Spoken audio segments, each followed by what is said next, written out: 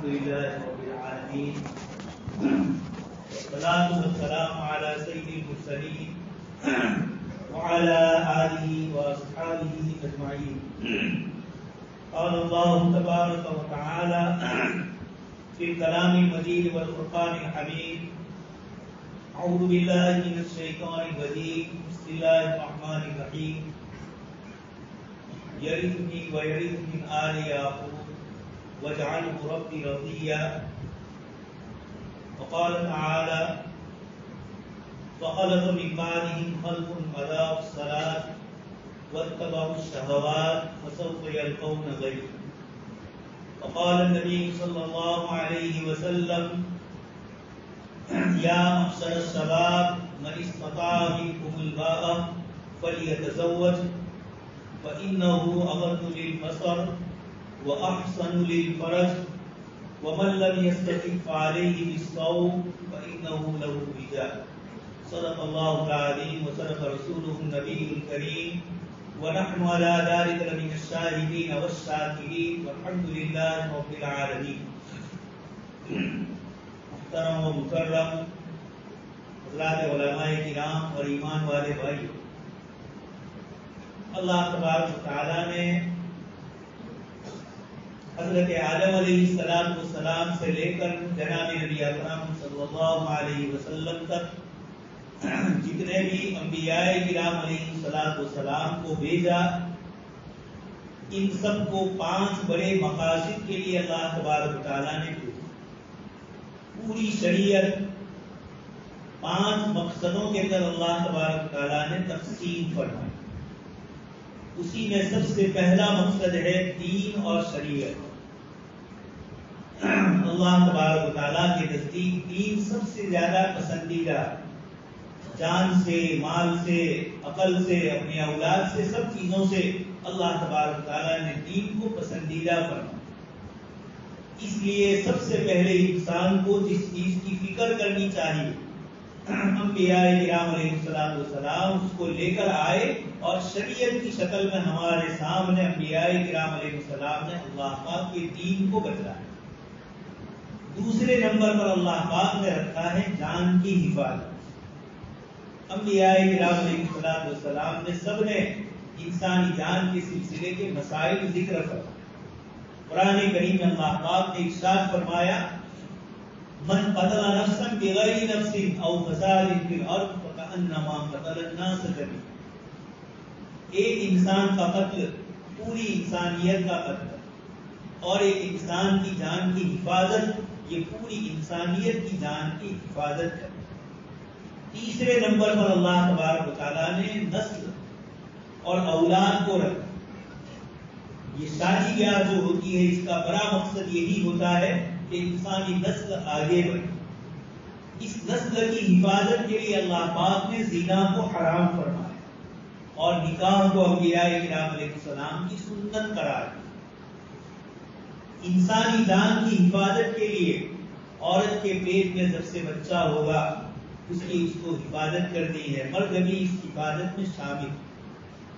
اولاد کے پیدا ہونے کے بعد ان کی تعلیم و تربیت اور ان کی دنیاوی ضروریات کا پورا کرنا، یہ ترقی پر رہے اور نقصانات سے بچے، اس باقی طور پر بھی اس کی کوشش کی جائے. اور منفی طور پر حکاراتمک اور نکاراتمک دونوں طریقوں سے اولاد کی حفاظت کے سلسلے میں اللہ پاک نے احکام ذکر کیا. چوتھے نمبر پر اللہ تبارک تعالیٰ نے حفاظت عقل رکھا.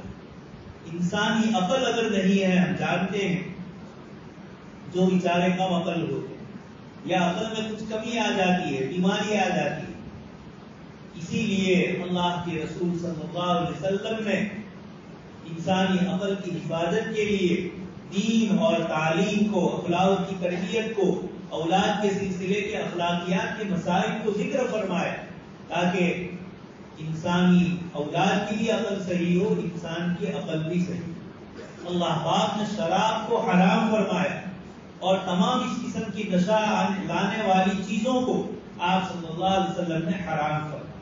یہ انسانی عقل کی حفاظت کے لیے. 5ویں نمبر پر ہے انسانی مال کی حفاظت. مال اللہ پاک کی نعمت، وَإِنَّهُ لِحُبِّ الْخَيْرِ لَشَدِيدٌ۔ خیر سے مراد یہاں مال کو اللہ پاک نے ایک طرف فتنہ بھی فرمایا، آزمائش۔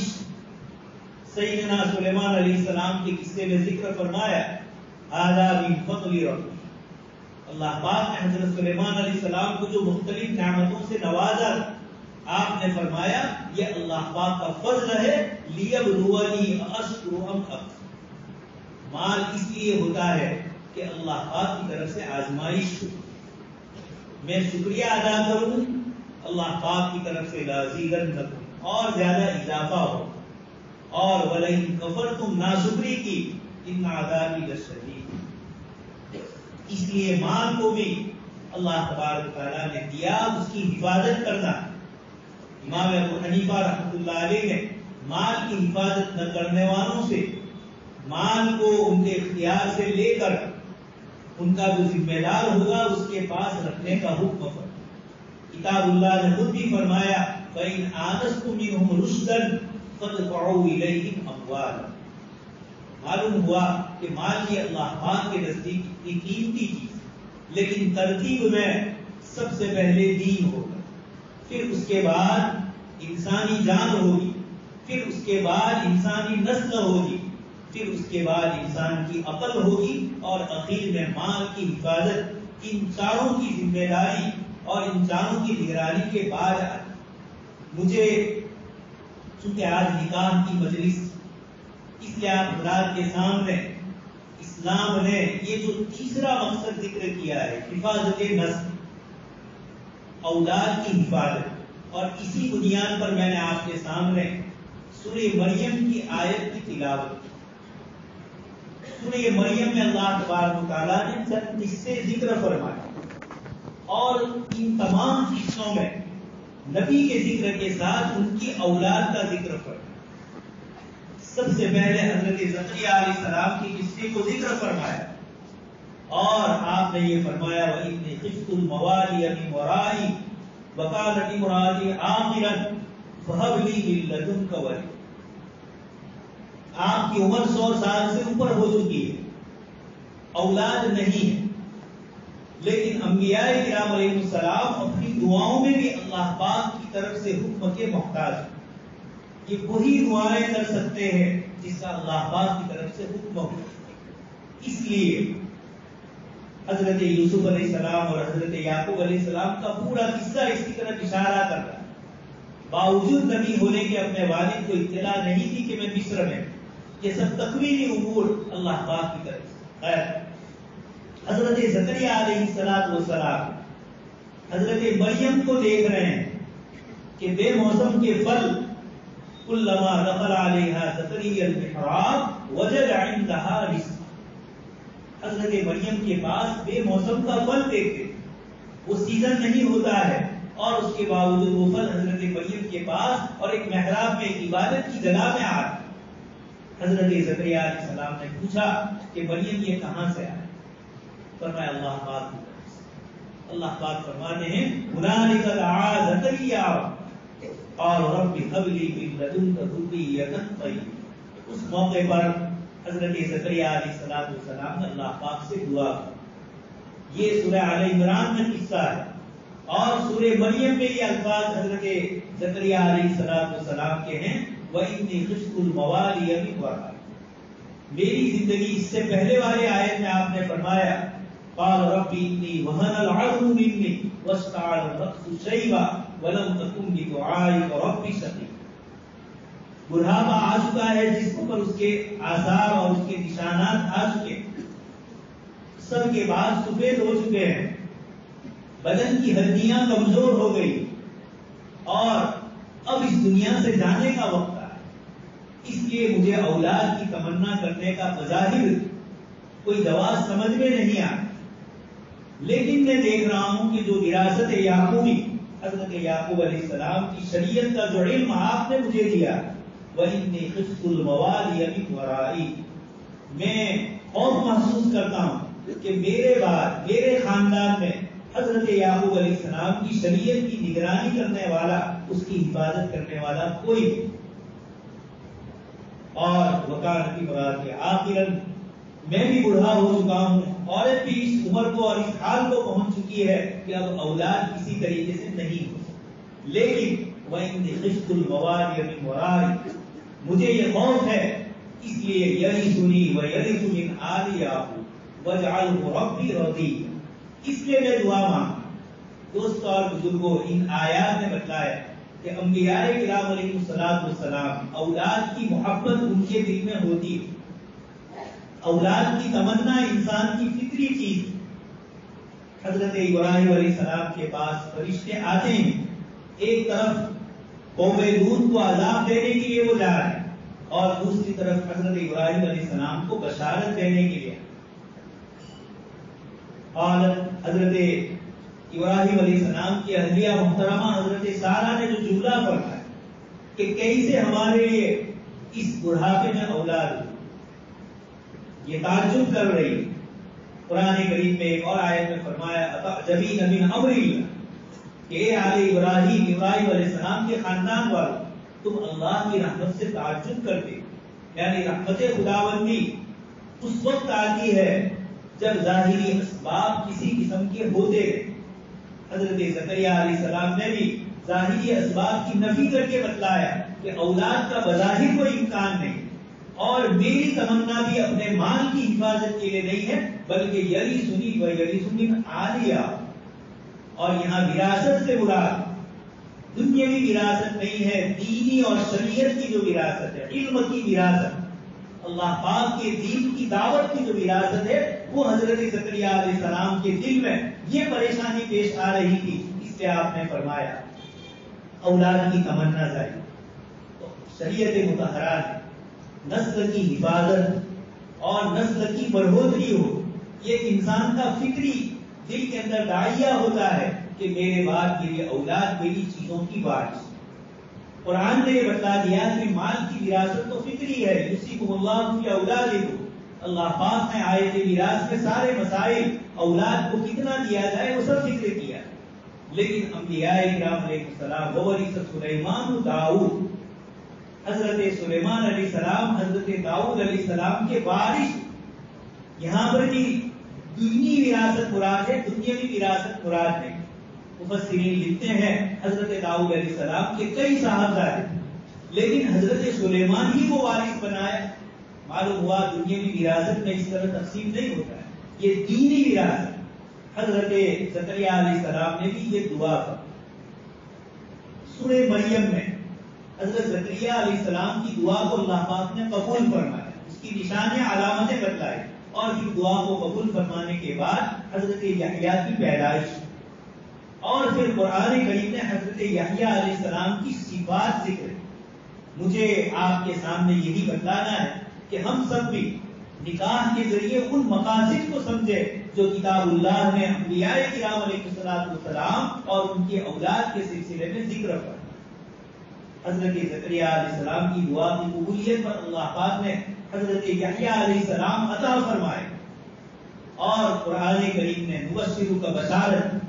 دوستوں اور بزرگوں، اس موقع پر یہ پوری صورت میں جو واقعات اللہ تبارک و تعالیٰ کی قدرت اور طاقت کا سب سے بہترین نمونہ، جہاں انسانی اور جہاں مخلوق کی طاقت فیل ہو جائے، اور وہاں پر فسطت وجہہا وقالت عجوز عقیم، حضرت ابراہیم علیہ السلام کی اہلیہ حضرت سارہ کہتی ہے، اپنے سر کے اوپر تماچا لگاتی ہے چہرے پر، اور یہ کہتی ہے کہ کس طریقے سے، میں تو بوڑھی ہو چکی ہوں، باز ہو چکی ہوں۔ اس کے جواب میں فرمایا، حضرت مریم نے بھی جب یہ سوال کیا، حضرت زکریا نے بھی کہا، اللہ پاک نے فرمایا قال ربک هو علی ہین، آپ کا رب فرماتا ہے میرے لیے سب کچھ آسان۔ ابراہیم علیہ السلام کو بڑھاپے میں اولاد دینا، حضرت مریم کو بغیر شوہر کے حضرت عیسیٰ علیہ السلام کی پیدائش کرنا، حضرت آدم علیہ السلام کو بغیر باپ اور بغیر ماں کے پیدا کرنا، حضرت حوا کو بغیر باپ کے پیدا کرنا، اور عجیب و غریب اللہ پاک نے حضرت حوا کی جو پیدائش حضرت آدم علیہ السلام سے کروائی۔ قرآن کریم کے آیات میں ذکر فرمایا خلق منہا زوجہا، حضرت آدم علیہ السلام سے اللہ پاک نے حضرت حوا کی تخلیق فرمائی۔ یہ سارے اللہ پاک نے ذکر فرمایا ان مثل عیسیٰ عند اللہ کمثل آدم، حضرت عیسیٰ علیہ السلام کی مثال حضرت آدم علیہ السلام کی طرح۔ یہ واقعات اللہ پاک بتلاتے ہیں کہ مسبب الاسباب، انبیاء کرام علیہ السلام نے اپنے ظاہری اسباب اور ناکامی کو ذکر کر دیا، یا دنیاوی ظاہری شکل کو ذکر کر دیا کہ اولاد کی کوئی اس وقت امکانی شکل نہیں، لیکن دل کی تمنا تھی۔ اللہ پاک نے فرمایا انا نبشر، ہم آپ کو بشارت دیں۔ اولاد ہوئی تو حضرت یحییٰ علیہ السلام کی صفات کتاب اللہ نے جو ذکر فرمائی، سب سے پہلی صفت ذکر اللہ پاک نے فرمائی یا یحییٰ خذ الکتاب بقوة۔ حضرت یحییٰ کو سب سے پہلے کہا گیا کتاب کو مضبوطی سے پکڑیے۔ تورات مراد ہے، ابھی انجیل نازل نہیں ہوئی، تورات مراد ہے۔ تو اولاد کو اس کی پیدائش کے بعد اس آیت نے بتا دیا سب سے پہلے اللہ پاک کی کتاب، اللہ پاک کی ذات عالی، اللہ پاک کے رسول، اللہ پاک کے لیے جو بنیادی صفات اور عقیدے ہیں ان کو جاننا، ان کو بتلانا اولاد کو ضروری ہے۔ خود کتاب بقوة کب ہوگا؟ کتاب کا علم ہوگا تب کتاب پر عمل کرے۔ اس لیے ہم بھی اپنے بچوں کو مکاتب میں پابندی کے ساتھ بھیجیں، اس کا لحاظ کر کے بھیجیں۔ اسکول میں نہیں جاتا تو اس کا فکر کرتے ہیں، مدرسے کے لیے بھی اسی طریقے سے ہم اپنے اولاد کے لیے فکر کریں، اور یا خذ الکتاب بقوة پر ہم بھی عمل کریں، اپنی اولاد کو کتاب و سنت پر عمل کرنے والی بنانے کی کوشش۔ اولاد دیر سے آ رہی ہے، رات کو کہاں گیا، کیوں گیا، کس کے ساتھ اوقات گزارا، کس چیز میں مشغول ہو، یہ بھی دین اور شریعت کے مسائل کے ذکر میں آئے گا۔ کلکم مسئول، کلکم رائی، تم میں سے ہر ایک ذمہ دار ہے، اور ہر رائی سے، ہر ذمہ دار سے اس کی ذمہ داری کے متعلق پوچھا ہے۔ آپ کا فریضہ ہے کس طریقے سے بتلایا جائے۔ قرآن کریم میں اللہ پاک نے اس سورہ مریم کو دو حصوں میں تقسیم کیا۔ ایک میں انبیاء کرام علیہ السلام کے قصے اور ان کی اولاد اور وراثت، ان مسائل کو ذکر کیا، اور سورت کے آخری حصے میں اللہ پاک نے اپنے لیے اولاد کی نفی، تکاد السماوات یتفطرن منہ وتنشق الارض وتخر الجبال هدا ان دعوا للرحمن ولدا وما ينبغي للرحمن ان يتخذ۔ ان آیات میں اللہ پاک نے اخیر کے اندر اپنے سے اولاد کی نفی کی اور ہمارے لیے اولاد کو ثابت کیا، دعائیں منگوائی اور اولاد کی تعلیم و تربیت کے طریقے بتلائے۔ اس لیے اس سورہ مریم کے آدھے حصے میں انتہائی رحمت، شفقت، نرمی کا ہے، اس لیے کہ ہمارے لیے اولاد کا مسئلہ یا اولاد کے لیے اپنے والد کی اصلاح کا مسئلہ۔ حضرت ابراہیم علیہ السلام خود اللہ کے نبی، لیکن اپنے والد کو نصیحت فرما رہے ہیں یا ابتی یا ابتی۔ پاؤ پالے کے بعد سورہ مریم میں یہ پورا قصہ ابراہیم علیہ السلام کا، تو بتلانا یہ ہے کہ جب اللہ پاک نے ہمارے لیے اولاد کا مسئلہ ذکر کیا تو وہاں حنانن، نرمی کا لفظ، رحمتن، اس طرح کے کلمات ذکر فرمائے۔ اور جب اللہ پاک کے لیے لوگوں نے اولاد تجویز کی تو اللہ پاک سخت ناراض، تم محتاج ہو اور میں محتاج ہوں۔ اس لیے سورت کے آخری حصے میں جو آیت میں نے آپ کے سامنے پڑھی، تکاد السماوات یتفطرن منہ وقالوا اتخذ الرحمن ولدا، لوگوں نے اللہ پاک کے لیے فرشتوں کو بھیجا، اللہ پاک کی بیٹیاں کا قرار دیا۔ اللہ پاک فرماتے ہیں یہ اللہ پاک کو اتنا ناراض کرنے والا جملہ ہے کہ آسمان و زمین پھٹ پڑے، وتنشق الارض وتخر الجبال هدا، اور یہ بڑے بڑے پہاڑ بھی ریزہ ریزہ ہو جائے۔ اتنا سخت جملہ ہم نے زبان سے نکالا جب اللہ پاک کے لیے اولاد کو ہم نے تجویز کی۔ اس کو کسی کی ضرورت نہیں ہے، سب اس کے محتاج اور وحیدہ، سب اس کے پاس اکیلے جائیں۔ تو اللہ پاک نے اس سورت کے پہلے حصے میں جہاں اولاد کا ذکر کیا، نرمی اور شفقت کو ذکر کیا۔ حضرت زکریا علیہ السلام اپنے بیٹے کو نصیحتیں فرما رہے، اور جو اللہ پاک نے حضرت یحییٰ علیہ السلام کے لیے جن چیزوں کا ذکر کیا اس میں اللہ پاک نے فرمایا سب سے پہلے یا یحییٰ خذ الکتاب وآتیناہ الحکم صبیا، بچپن سے اولاد کی تربیت کرنی ہوگی۔ اللہ پاک نے حضرت یحییٰ کو بچپن سے اس طریقے سے بنا دیا کہ جس سے وہ اللہ پاک کی عبادت کی طرف مشغول ہو۔ اس لیے آیت کریمہ میں اس کی طرف اشارہ، پھر وبرا بوالدیہ، آج سب سے بڑا مسئلہ اولاد سے یہی ہے، ماں باپ کی نافرمان ہو، شادی سے پہلے بھی اور شادی کے بعد تو اور مسائل کھڑے ہو۔ حضرت یحییٰ کے لیے اللہ پاک نے فرمایا وہ برکم کی والدین، لیکن دوست اور بزرگوں پہلے اللہ پاک نے یہ فرمایا یا یحییٰ خذ الکتاب بھی۔ معلوم ہوتا ہے کہ جب دین کی نسبت سے اولاد کی تربیت کریں گے تو برکم کی والدین کے نتائج اللہ پاک کی طرف سے بھی ہے اور پھر اولاد فرما بردار ہو۔ شیخ سعدی رحمۃ اللہ علیہ فرماتے ہیں میں جنگل میں جا رہا، ایک آدمی کو دیکھا شیر کے اوپر سوار ہو کر وہ چلا، مجھے تعجب ہوا یہ شیر تو انسان کو کھا جانے والا اور یہ آدمی اس کے اوپر سواری۔ سامنے والے نے مجھے جواب دیا تو ہم گردن از حکم داور نہ پیش کہ گردن نہ پیشت حکم تو، جب تو اللہ کا فرما بردار ہو جائے گا تو اللہ کی ساری مخلوق کو تیرے تابع کر۔ جب میں اللہ کا فرما بردار ہوا تو شیر نے حضرت سفینہ رضی اللہ تعالیٰ عنہ کو راستہ بتلایا، میں محمد صلی اللہ علیہ وسلم کا غلام ہوں، راستہ بھول گیا ہوں۔ جنگل میں شیر آپ کے آگے آگے چل رہا ہے اور لشکر تک آپ کی رہنمائی کر رہا ہے۔ یہ آیت کریمہ ہمیں بتلاتی ہے کہ جب بندہ اللہ کے لیے کرے گا سب کچھ، اللہ پاک حضرت ابراہیم علیہ السلام کا قصہ آ ہی رہا ہے، اپنے والد کو چھوڑا، بلکہ والد نے خود کہا لأرجمنک وہجرنی ملیہ، میں تمہیں سنسار کر دوں گا، چلے جاؤ یہاں۔ قال سأستغفر لک ربی، میں اپنے پروردگار سے دعا کروں۔ وہیں اللہ پاک فرماتے ہیں بولنا دوستوں اور بزرگوں آسان ہے، ایک آدمی اپنے وطن کو چھوڑے، اپنے کھیت کو، اپنے مکان کو، اپنے رشتے داروں کو، اپنے سماج کو چھوڑے، یہ بہت مشکل ہوتا ہے، لیکن ابراہیم علیہ السلام ہجرت کر کے جا رہے۔ اللہ پاک وہاں پر فرماتے ہیں فلما اعتزلهم وما يعبدون من دونه، جب ابراہیم علیہ السلام نے اللہ کے لیے ان سب کو قربان کیا، اللہ پاک کے دین کے لیے انہوں نے ساری قربانیاں دی، وما يعبدون من دون اللہ، شرک کی بنیاد پر ان سے آپ نے وہاں سے ہجرت کی، شرک اللہ پاک کو ناپسندیدہ ہے، اس کو چھوڑا۔ وَهَبْنَا لَهُ إِسْحَاقَ وَيَعْقُوبَ، اللہ پاک فرماتے ہیں ہم نے ان کو اسحاق بھی دیے اور حضرت یعقوب علیہ السلام بھی۔ یعقوب تو پوتے ہیں، اسحاق بیٹے ہیں، اور اس سے پہلے حضرت اسماعیل علیہ السلام کی پیدائش بھی ہو چکی۔ حضرت ابراہیم علیہ السلام نے اپنے باپ، اپنے پھوپھے، اپنے بادشاہ، اپنے خاندان سب کو چھوڑا۔ اللہ پاک فرماتے ہیں ابراہیم جب تم نے اللہ کے دین کے لیے قربانی دی تو ہم تمہاری نسلیں آباد، ایک نہیں ہوگا، تمہاری نسلوں میں دین چلے گا۔ اسی سورہ مریم میں آگے اولئک الذین انعم اللہ علیہم من النبیین من ذریۃ ابراہیم، آگے آیت میں آدم کا بھی ذکر ہے، ابراہیم کا بھی۔ ابراہیم علیہ السلام سے یہ پورا انبیاء کرام کا سلسلہ آپ کے خاندان کے علاوہ کہیں نہیں ہے۔ جناب نبی اکرم صلی اللہ علیہ وسلم تک ہزاروں نبی ابراہیم علیہ السلام کے خاندان میں آئے، یہ قربانی ہے۔ فَلَمَّا اعْتَزَلَهُمْ وَمَا يَعْبُدُونَ مِن دُونِ اللَّهِ وَهَبْنَا لَهُ إِسْحَاقَ۔